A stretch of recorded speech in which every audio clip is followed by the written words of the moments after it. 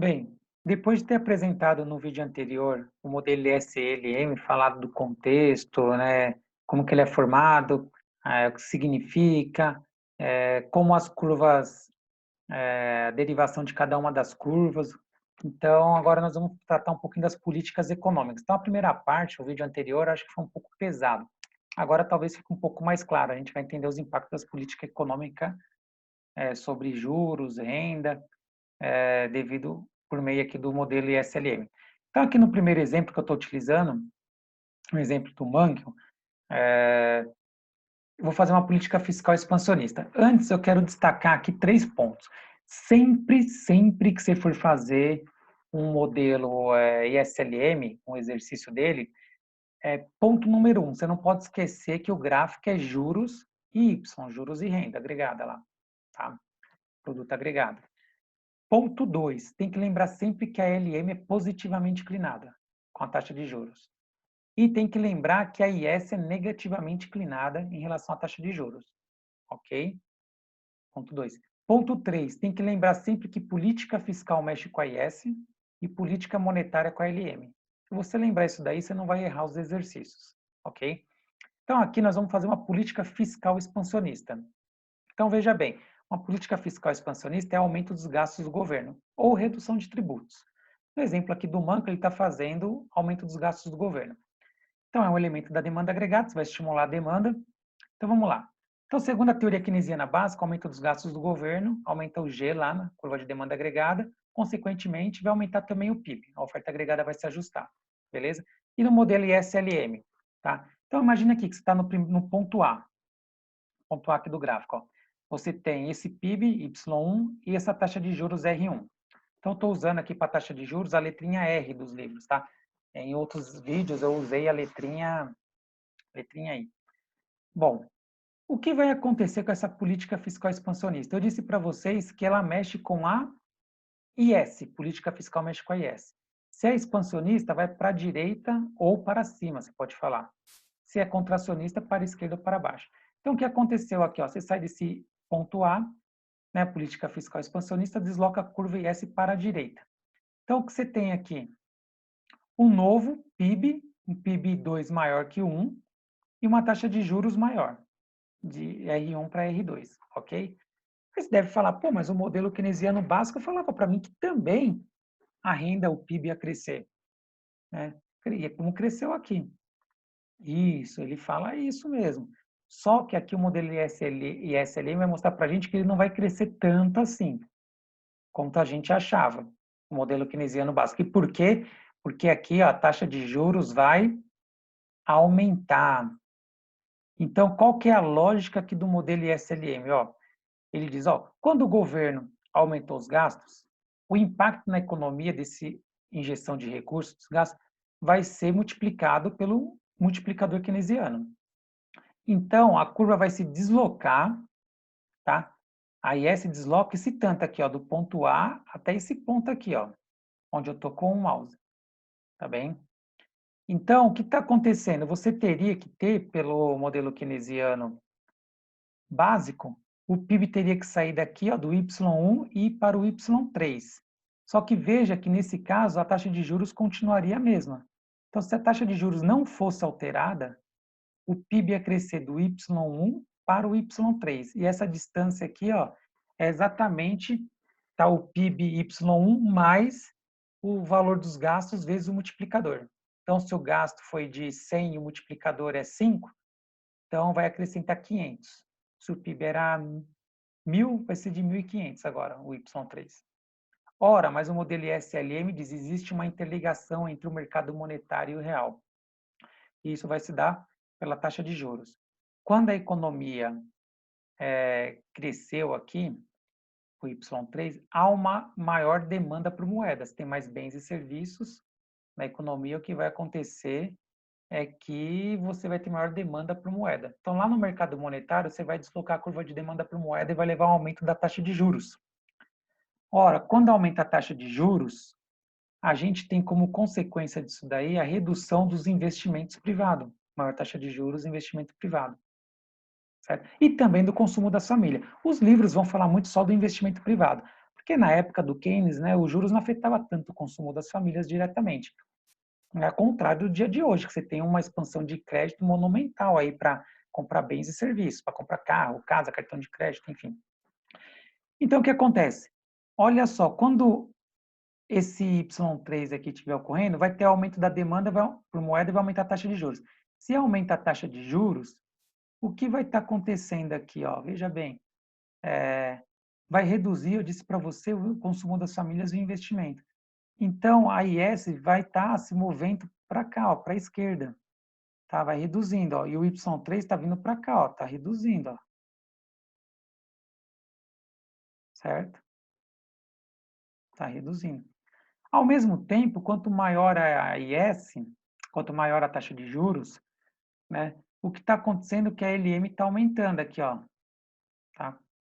Porque está tendo maior demanda por moeda lá, a taxa de juros vai estar aumentando, beleza? Então, você vai vir para o ponto B. Então, esse é o movimento que ocorre. Na verdade, ocorre do A para cá, ó, com a taxa de juros constante, mas na medida que a taxa de juros é alterada, vai reduzindo, tá? O produto. Por que vai reduzindo? Porque vai reduzir o consumo das famílias e principalmente os investimentos privados. Então, é isso que está ocorrendo, tá? Então, na verdade, eu disse para vocês que o PIB vai crescer do Y1 para o Y2 e a taxa de juros do R1 para o R2. Então, nós teremos um novo ponto de equilíbrio, vai ser um novo PIB, que vai ser o Y2, tá? Com uma taxa de juros maior. Agora, veja bem, então, o que aconteceu com essa política de aumento dos gastos do governo? Tá? Eu disse para vocês que aumentou aqui ó, o gasto do governo, tá? Aumentou o Y, só que o aumento dos juros reduziu o I e também o consumo das famílias. Só que o Y ainda cresceu.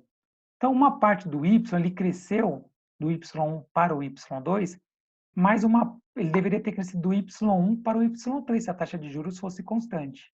Como a taxa de juros não ficou constante, ela aumentou, houve uma corrosão aqui, ó, em parte do crescimento econômico. Se perdeu uma parte do crescimento econômico, tá? Por quê? Porque essa política fiscal expansionista, aumento dos gastos do governo, tá? Levou ao aumento da taxa de juros, que por sua vez reduziu o investimento privado e parte do consumo. Então, ó, caiu uma parte. Então, o resultado final dessa política fiscal expansionista aumentou o produto, como dizia a teoria keynesiana básica, porém o modelo ISLM falou assim, ó, o produto cresceu, mas cresceu menos do que deveria, tá? Por quê? Porque essa política vai levar ao aumento da taxa de juros, que por sua vez vai levar ao aumento redução dos investimentos privados e do consumo, que vai corroer parte desse crescimento. Então não vai crescer tanto assim, tá? Essa perda aqui, ó, de crescimento econômico, a diferença do Y3 para o Y2, na verdade, a gente chama de efeito crowding out, tá bem? Efeito crowding out. Então, ele significa, o que significa isso? Com o aumento dos gastos do governo, tá? Leva a uma redução dos investimentos privados e do consumo da família. Por isso, a gente perdeu uma parte aqui, ó, do crescimento do PIB. Tudo bem? Lembra que para os economistas clássicos, esse efeito crowding out era total, ou seja, o aumento dos gastos do governo não ia levar a crescimento econômico, porque ele ia levar a uma redução dos investimentos privados exatamente na mesma magnitude. Então, você voltaria para o Y1. O modelo ISLM está falando, não, na verdade você ainda cresce, mas cresce menos do que o modelo keynesiano básico acha. Por quê? Porque a taxa de juros vai ser alterada e, consequentemente, vai afetar novamente, tá, a economia real aqui por meio da redução dos investimentos.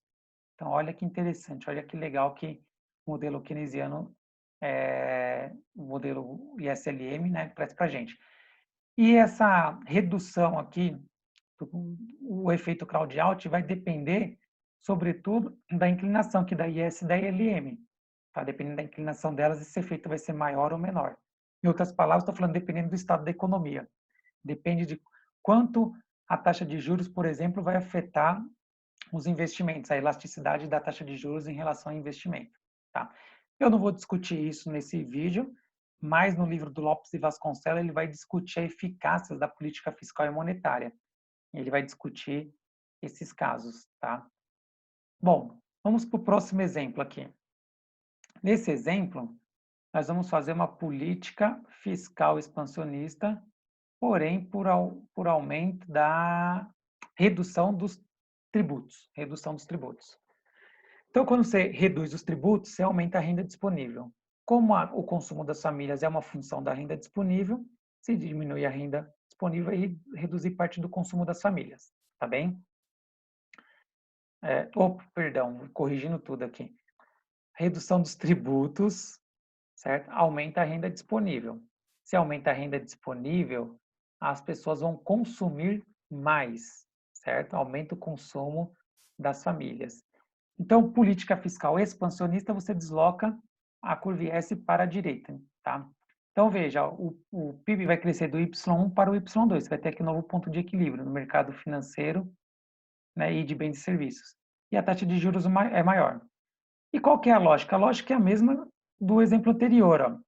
Na verdade, a economia, quando você fez essa redução dos tributos,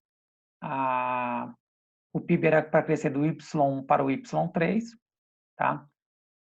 Porque essa redução dos tributos vai ser multiplicada pelo multiplicador dos tributos, então ele vai crescer, você reduz os tributos em 100, vamos supor que o multiplicador nessa de tributos é 4, vamos supor aqui, né, sei lá, 4, e a economia vai crescer 4 vezes o que você reduziu de tributos, tá bem? Então deveria crescer aqui, mas a taxa de juros, né, vai ser afetada porque vai aumentar a demanda por moeda no mercado monetário, vai aumentar a taxa de juros, que por sua vez vai reduzir de novo o investimento privado e o consumo das famílias. Então, o que vai acontecer é que você não vai crescer do Y1 para o Y3, vai crescer do Y1 para o Y2 apenas, e vai ter uma taxa de juros maior. Essa é a consequência aí dessa política fiscal expansionista, tá?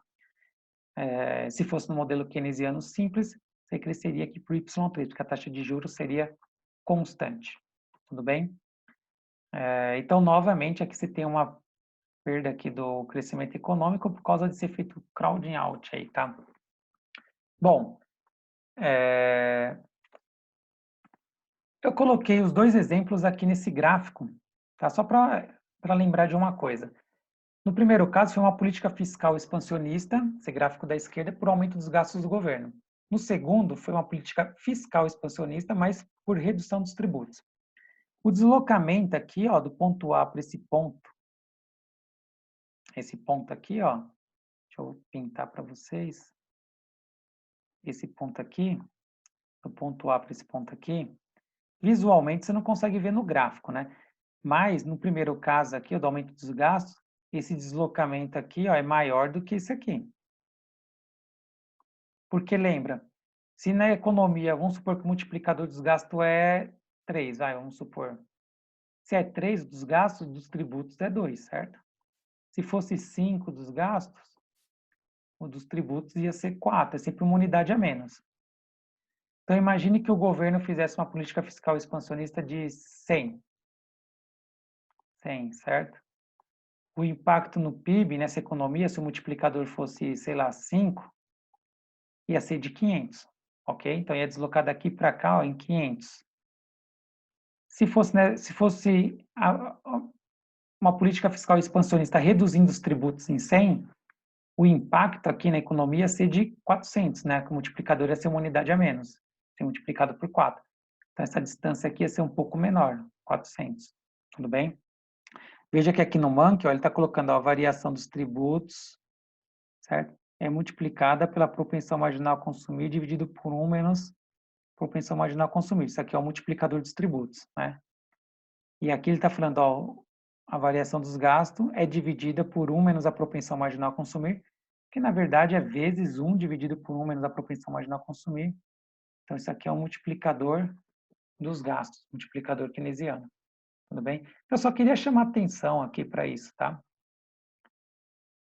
Bom, vamos continuar aqui. Agora eu vou fazer uma política monetária expansionista, tá? Então, a política monetária expansionista, o governo aumenta a taxa de juros. Aumenta a taxa de juros, aumenta a oferta de moeda. Então, ele usa seus instrumentos de política monetária, compra de títulos públicos, né, redesconto compulsório. No caso, ele compra títulos públicos, ele reduz o redesconto e o compulsório, por exemplo. Ele coloca mais moeda assim na economia e vai reduzir a taxa de juros, certo? Tá bom? Qual o impacto aqui dessa medida? Então, vamos ver rapidamente. Uma política monetária mexe com a LM, eu falei para vocês. Se a política monetária é expansionista, ela desloca a LM para direita ou para baixo. Então, você sai do ponto A aqui, ó, LM1 e S1, e vem para cá, ó, LM2 e S2. Nesse novo ponto, você tem um PIB maior, ok? Um PIB maior, porém, você tem uma taxa de juros menor. Um PIB maior, uma taxa de juros menor. O que está acontecendo nessa economia? Você tem uma política monetária expansionista, vai aumentar a oferta de moeda, eu disse, vai reduzir a taxa de juros. O que vai acontecer? Quando reduz a taxa de juros, a gente tem um aumento, tá? Dos investimentos e também do consumo das famílias, em menor proporção, mas tem. E, consequentemente, vai aumentar o Y, produto, tá? Então, você, quando cai a taxa de juros, veja que a LM vai ser deslocada para a direita e a IS vai se ajustar aqui, ó, vai deslizar sobre a curva aqui, ó. A redução do aumento da taxa de juros leva ao movimento da curva da IS até esse novo ponto. Tudo bem? Então, uma política monetária expansionista reduz a taxa de juros, consequentemente vai aumentar os investimentos e também o consumo das famílias e o Y, o PIB. Tudo bem? Então, esse é o impacto de uma política monetária expansionista. Bom, vamos para um próximo exemplo. Nesse exemplo aqui, o que acontece? Nós vamos fazer uma política fiscal contracionista, tá? Então, vai ser por aumento dos tributos. Então, vão aumentar os tributos, vai reduzir a renda disponível. Se reduz a renda disponível, vai diminuir o consumo das famílias, certo? Não é isso que nós aprendemos? Então, política fiscal mexe com a IS. Se é contracionista, ela vem para a esquerda. Então, a gente sai do ponto A para o ponto B. Veja que o PIB cai, tá? E a taxa de juros também cai, tá? Bom, só que qual é o movimento que acontece aqui, ó, na verdade? Na verdade, quando você faz a política fiscal contracionista, o PIB deveria cair aqui para o Y3, ó, se a taxa de juros continuasse igual. Por quê? Quando o governo cortou lá os tributos, imagine que cortou em 10 bilhões. O PIB vai cair em 10 bilhões? Ou quando o governo aumentou os tributos em 10 bilhões, significa que o PIB vai cair em 10? Não, ele vai cair os 10 vezes o multiplicador dos gastos. Dos gastos não, multiplicador dos tributos. Eita, tá difícil, hein? Multiplicador dos tributos. Então, imagine que o multiplicador dos tributos é 3. Então, vai cair 10 vezes 3, né? Vai cair 30, por exemplo. Então, cairia essa magnitude aqui. Porém, a gente viu que no modelo ISLM, se o PIB vir para cá, a produção de bens e serviços cair bastante, o que vai acontecer é que a demanda por moeda, tá, vai diminuir. Se a demanda por moeda diminui, lá no mercado monetário, você tem um aumento da oferta de moeda, tá? Você tem um aumento da oferta real de moeda. Então, o que vai acontecer é que a taxa de juros cai, tá? Na verdade, deixa eu fazer mais uma correção, né? Quando você diminui a demanda por moeda, aqui o que vai acontecer é que a taxa de juros cai, tá? Então, a taxa de juros caindo, o que vai acontecer? Nós vamos ter um aumento do investimento privado e do consumo das famílias, certo? Então, você volta a aumentar o Y. Então, o que acontece, no final das contas, é que essa política fiscal contracionista, de vez ela levar uma queda do PIB do Y1 para o Y3, ela vai levar apenas do Y1 para o Y2. Se fosse no modelo keynesiano básico, ia cair do 1 para o 3 aqui, ó, porque a taxa de juros não ia ser alterada. Mas o modelo ISLM está mostrando para a gente que isso vai levar a uma menor taxa de juros, tá? E a menor taxa de juros vai estimular uma parte dos investimentos e do consumo das famílias. Então, não vai diminuir, ainda assim o PIB vai cair, mas vai cair menos do que no modelo keynesiano simples, no modelo keynesiano básico, tá? Então, eu coloquei para você aqui, ó, a queda vai ser do Y2 vai ser menor do que do Y3, tá? Então, o Y cai do 1 para o 2, mas cai menos que se fosse do 1 para o 3, tudo bem? O Y2 é maior que o 3, hein? Cuidado, o Y2 é maior que o 3, mas a queda do Y2 é menor do que a queda do Y3, é o que eu coloquei ali, tudo bem? Bom, então, vamos aqui para o próximo caso. Agora imagine aqui que o Banco Central ele quer manter constante a oferta monetária, tá? Então o que vai acontecer aqui, ó? Vamos pegar o mesmo caso anterior, uma política fiscal contracionista. Eu alterei aqui o exemplo, né? Na verdade é a mesma política fiscal contracionista, aumento dos tributos, mas agora eu quero deixar a taxa de juros constante aqui. Então nós vimos que a política fiscal contracionista, se é fiscal, mexe com a IS. Se é com a IS, desloca para esquerda, certo? Então, ela cai aqui. Então, o que deveria ter acontecido no primeiro momento é uma redução, tá? Você sai do Y1, tá? E a taxa de juros aqui é R1. E o que acontece? Política fiscal contracionista, deslocando a curva IS para a esquerda, né? Vai levar a gente para esse ponto B, onde o Y2 é menor, né? Cai a renda, o PIB, né?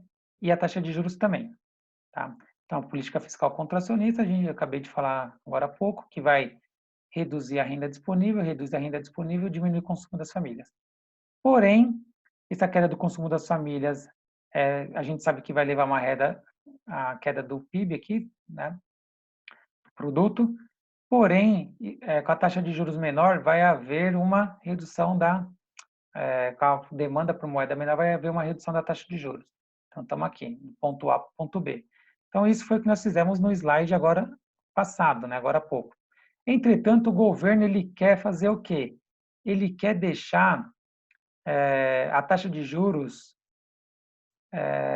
no mesmo patamar que ela estava. Então, ele não quer que caia. Então, por exemplo, o governo está fazendo uma política fiscal contracionista, mas ele não quer que a taxa de juros caia. Suponha que ele fala, ó, não pode, eu não quero que ela caia porque eu quero controlar a inflação, os preços, enfim, tá? Então, o que ele deveria fazer aqui, uma vez que ele fez essa política fiscal contracionista, ele não quer que a taxa de juros caia. Ele vai ter que fazer agora uma política fiscal, uma política monetária, na verdade, né? Contracionista. Então, ele vai ter que deslocar a curva LM, se ele não quer quer voltar para o R1 aqui, ele vai ter que fazer uma política monetária contracionista. Política monetária contracionista reduz a quantidade de moeda na economia. Consequentemente, desloca a curva LM para a esquerda, tá? Então vai deslocar para cá, ó. E aí a gente volta para a taxa de juros que a gente estava anteriormente. Então, ó, a esse ponto aqui, eu tenho a LM2 com a IS2, ó, tá? Então deixa eu voltar, ó. Então veja bem, você fez uma política fiscal contracionista, vendo do A para o B, caiu o PIB e caiu a taxa de juros. Mas eu quero, por algum motivo, deixar a taxa de juros onde ela estava. Suponho que eu quero controlar a inflação. Então, para isso, para sair do B e voltar para a taxa de juros anterior, o governo vai ter que fazer uma política fiscal monetária contracionista. Monetária desloca a LM, isso é contracionista para a esquerda, até aqui. O que vai acontecer no final, certo? Esse ponto C, tá? A taxa de juros volta a ser a que era, então eu chamei de R3 aqui, ó. Porém, consequentemente, tá? O PIB vai cair aqui do Y2 agora, vai cair para o Y3, tá? Então, o que eu estou falando em outras palavras? Estou falando, olha, se o governo fizer uma política fiscal contracionista, mas ele não quer que a taxa de juros caia, ele vai ter que fazer também uma monetária contracionista, tá? Aí ele consegue manter a taxa de juros constante. Porém, o Y vai cair. E vai cair muito, porque nós vamos para o Y3, ó. Nós vamos sair do Y1 para o Y3. Do Y1 para o Y2 a política fiscal contracionista E aí, quando eu fizer a monetária contracionista, também o impacto vai vir por 3. Então, veja que o custo de você manter essa taxa de juros constante aqui é altíssimo, né, em termos de produto aqui, de PIB. É uma perda muito grande, tudo bem? Agora, nesse outro exemplo, tá? Eu faço uma política fiscal contracionista ainda, então desloca IS, tá? Para IS2. Então, eu teria aqui, na verdade, eu saio da taxa de juros, uma determinada taxa de juros, né? Vou para uma taxa de juros menor e um PIB menor. A gente já viu, estamos seguindo o mesmo exemplo anterior, tá? Então, a política fiscal contracionista, ó, desloca IS para a esquerda. Então, eu vou ter um novo ponto onde a taxa de juros vai ser menor, é meu R2, e o PIB menor. Agora, suponha que eu quero manter a renda constante, tá? A renda constante, o PIB caiu. Tá? Eu vou ter que fazer aqui uma política monetária expansionista, certo? Se eu fizer uma política monetária expansionista, o que vai acontecer é que a LM vai se deslocar para a direita ou para baixo, certo? A política monetária mexe com a LM. Se é expansionista, vai para a direita ou para baixo. Então, eu vou até o ponto que eu quero manter aqui o Y1 de volta, eu quero voltar nele, ó. Então, eu vou deslocando ela para cá, ó, até ela vir aqui. Então, ó, o que vai acontecer? Tá? Eu retorno para o PIB que eu tinha. Então, veja, quando eu faço a política monetária expansionista, aumenta a oferta de moeda, lá no mercado monetário, a taxa de juros cai ainda mais, e aí eu tenho o estímulo do investimento e do Y novamente. Então, o que acontece? Eu compenso a minha queda da política fiscal contracionista por meio de uma política monetária expansionista, e aí o PIB não cresce, não se altera, né? Ele vai continuar no Y1. Então, ele saiu do Y1, foi para o Y2 com a política fiscal contracionista, e eu volto ele para cá, para Y1 com a monetária expansionista. Então, no final das contas, o Y não vai ser alterado. Porém, quais as consequências disso? Tá? O efeito final, a taxa de juros cai bastante. Eu não coloquei aqui, ó, mas a taxa de juros cai do R1 para o R2 e cairia aqui para um chamado R3, né? Poderia chamar para esse ponto aqui, eu não marquei. Então, nesse caso, você teria a renda que ficaria constante, o efeito final, e a taxa de juros cairia muito, certo? Cairia muito. Aqui eu coloquei um termo aqui, Y1, porém a redução em Y é mais intensa. Y3, na verdade tem que apagar isso aqui, deixa eu corrigir isso. Bom, então é isso aí. Vou passar aqui, corrigir, já tirei de lá, tá? Então, no último PIB aqui, a gente volta aqui para esse ponto, né? O Y igual ao Y3, por meio dessa política monetária expansionista. Então, veja que eu estou compensando uma política com a outra, querendo deixar constante uma das variáveis. No exemplo anterior, eu queria deixar a taxa de juros, aqui eu estou querendo deixar a renda, tá? Então, o governo pode usar da combinação dessas políticas econômicas. Ah, coloquei o R3 ali sim, ó, saiu.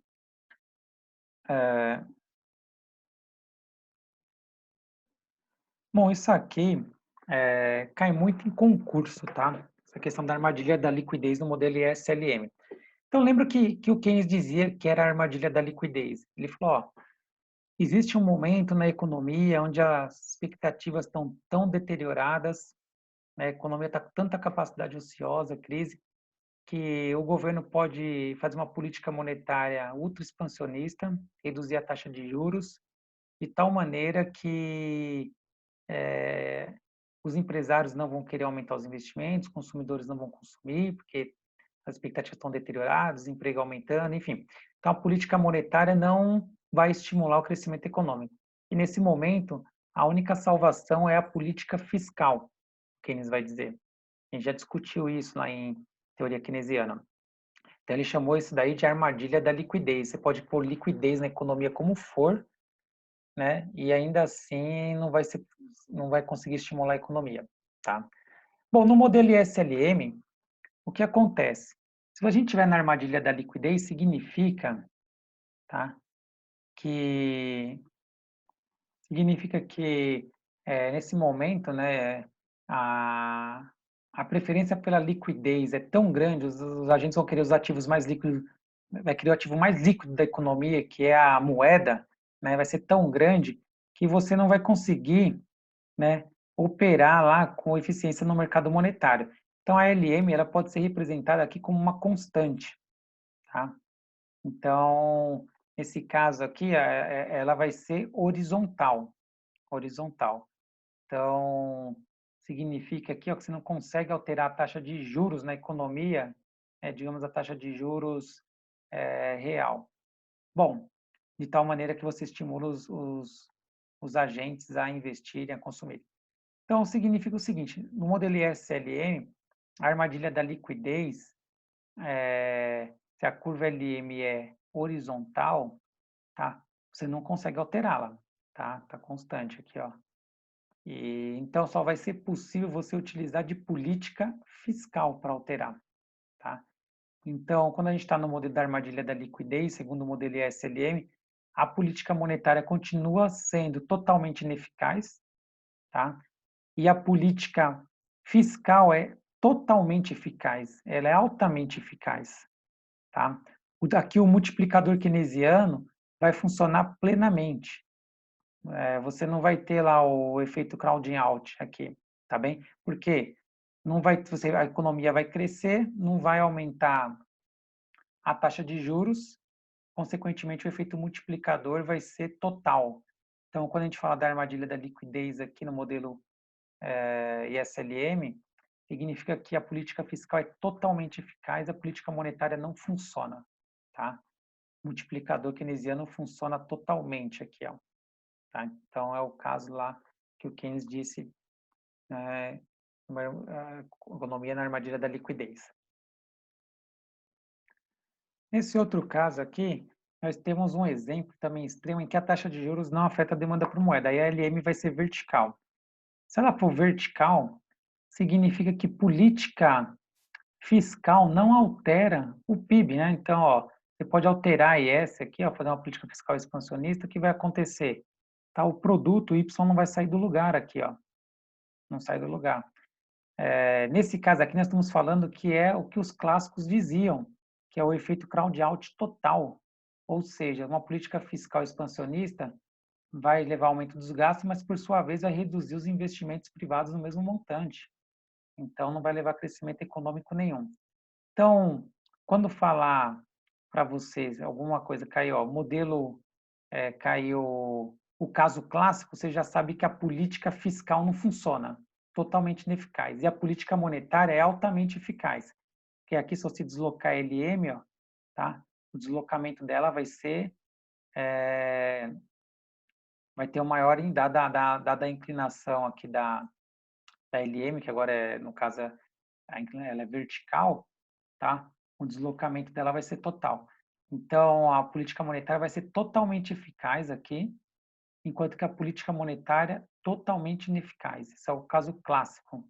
Tem a ver com o que os clássicos diziam lá no modelo deles, tá? Então, o efeito crowd-out aqui é total, certo? É total. Então, não há o multiplicador keynesiano aqui é zero, na verdade, não funciona. Então, são os dois casos extremos, a armadilha da liquidez e o caso clássico, tá? Na armadilha da liquidez, a política monetária não funciona, só funciona a política fiscal. Consequentemente, o efeito da política fiscal é total, o efeito multiplicador funciona totalmente. No caso clássico, a política monetária que é eficiente e a fiscal não funciona, tá? Porque só vai levar uma mudança na composição dos gastos. Vai aumentar gasto do governo, mas vai diminuir investimento, tá? Os gastos da demanda agregada, né? O investimento privado também é um gasto, assim como o consumo das famílias. E o multiplicador é zero, tudo bem? Então, isso costuma cair bastante em provas, cair bastante em provas, concursos. Bom, então, por fim, o que eu queria falar se você for estudar pelos livros, o livro do Manual dos Professores da USP, ele tem muito conteúdo sobre isso, ele é muito profundo. Vai ter uma parte lá, inclusive, que ele vai falar bastante sobre a eficácia da política monetária, política fiscal, inclinação de curva, ele vai ficar discutindo as inclinação da curva LM e da curva IS, o que está por trás dele, a propensão marginal a consumir, a elasticidade dos juros, da renda em relação aos juros, uma série de fatores, tá? Que eu não abordei aqui. Então, você pode estudar lá, tiver dúvidas, vem tirar comigo. Caso contrário, pega a parte mais principal,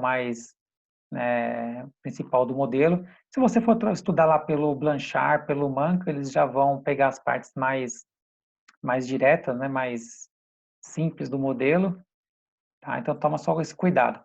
Eu deixei uma lista de exercícios com um monte de exercícios com gabarito e resolução para vocês estudarem. Tem exercícios teóricos sobre o modelo ISLM, tem exercícios que você vai ter que fazer a movimentação dos gráficos para responder, e tem exercícios numéricos com as equações.